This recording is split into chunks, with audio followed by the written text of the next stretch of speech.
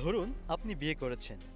বিয়ের ১.৫ মাস পর জানতে পারলেন আপনি যাকে বিয়ে করেছেন, যার সাথে সংসার করছেন, যার সাথে স্বপ্ন দেখছেন ৭ জনম থাকার, যাকে ভেবেছেন আপনার সন্তানের মা হবেন, সে মেয়ে না, সে আসলে একজন পুরুষ। হ্যাঁ, কথাটা অবিশ্বাস্য হলেও সত্য। এমনটাই ঘটেছে রাজবাড়ীর গোয়ালন্দ উপজেলার হাউলি কেউটিল গ্রামে।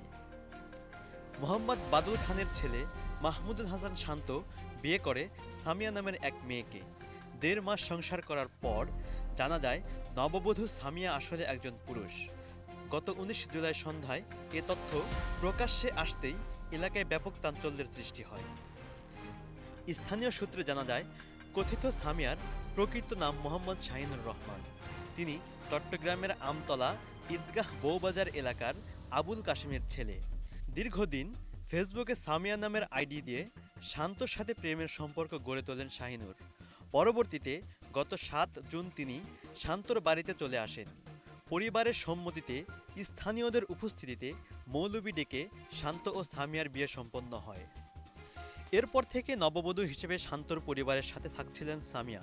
১.৫ মাস কারো সন্দেহ হয়নি যে তিনি একজন পুরুষ। তবে সম্প্রতি আচরণগত কিছু বিষয় দেখে পরিবার ও শান্তর মনে সন্দেহ তৈরি হয়। শুক্রবার বিকেলে নিশ্চিত হওয়া যায় সামিয়া আসলে পুরুষ। খবর ছড়িয়ে পড়তেই এলাকায় হইচই শুরু হয় এবং বিষয়টি দ্রুত সামাজিক যোগাযোগ মাধ্যমে ভাইরাল হয়ে যায়। শান্ত জানান, ফেসবুকের মাধ্যমে সামিয়ার সাথে আমার পরিচয় হয় এবং প্রেমের সম্পর্ক গড়ে ওঠে। পরে সে হঠাৎ আমাদের বাড়িতে চলে আসে। পরিবারের সিদ্ধান্তে বিয়ে হয়।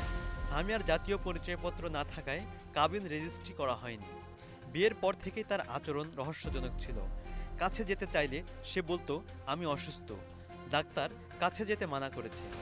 শান্তর মা মুসাম্মাদ সোহাগী বেগম জানান, একজন পুরুষ মানুষ আমাদের পরিবারের বউ হয়েছিল, অথচ আমরা কিছুই বুঝিনি। অভিনয় করে আমাদের মন জয় করে নিয়েছিল। ঘটনা প্রকাশ পেলে শনিবার সকালে পরিবারের পক্ষ থেকে শাহিনুরকে তার বাড়িতে পাঠিয়ে দেওয়া হয়। এ বিষয়ে শাহিনুর রহমান ওরফে সামিয়া ফোনে বলেন, শান্তর সাথে যা করেছি সেটা আমার অন্যায়। আমার হরমোনজনিত সমস্যা আছে, তাই নিজেকে মেয়ে ভাবতে ভালো লাগে। Desk report, news desk.